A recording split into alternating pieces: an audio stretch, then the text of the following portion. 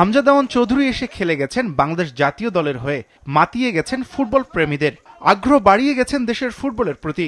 এবার সেই জোয়ারে যুক্ত হচ্ছে আরও একটি নাম, কানাডা প্রবাসী বাংলাদেশি বংশোদ্ভূত সমিত সোম।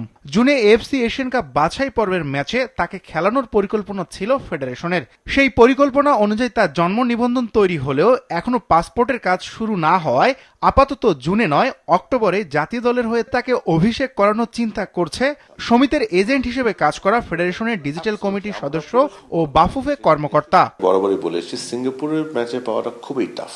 মানে আপনি যদি বলেন 1% চান্স আছে এখানে, ভেরি ডিফিকাল্ট, কারণ সময়টা খুব কম।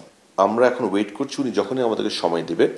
উনি আমাদের ক্যানাডিয়া বাংলাদেশের যে দূতাবাস আছে, হাই কমিশন আছে, কনসুলেট আছে টরন্টোতে, দে আর অলসো ওয়েটিং। তারা কিন্তু তাকে যোগাযোগ করেছে আমরা যোগাযোগ করার পরে, এবং যোগাযোগ করেছে গত সপ্তাহে।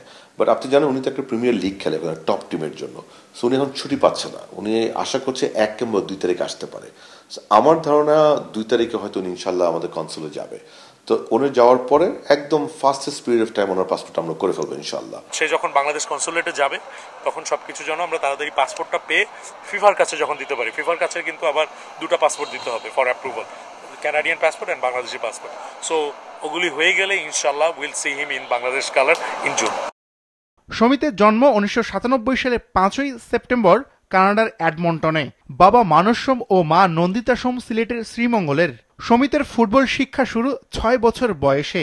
তার ইয়ুথ কেরিয়ার শুরু 2015 সালে।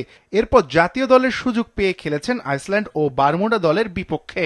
এখন সমিত অপেক্ষায় লাল সবুজ জার্সি গায়ে তোলার। টরন্টোতে আমারই একজন ফ্রেন্ড আছে, ইউএফএ কানাডা সকার যে অর্গানাইজ করে, it's a tournament with Bangladeshi community.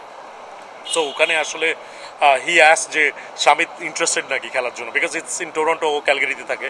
So আমি বলছি যে let me ask him. So I reached out to him through my contacts and he seemed very interested. So ওইখান থেকে আসলে আমাদের কানেকশনটা র্যাপোর্ট।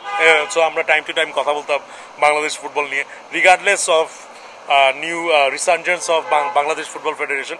আমি অলওয়েজ ওকে জিজ্ঞাসা করতাম, because at the end of the day আমিও Bangladeshi, I want all the top players to play for Bangladesh. So আমি আগেও প্রিভিয়াসলি ওকে জিজ্ঞাসা করেছিলাম যে are you interested to play. ও বলছে যে bro I am not too sure.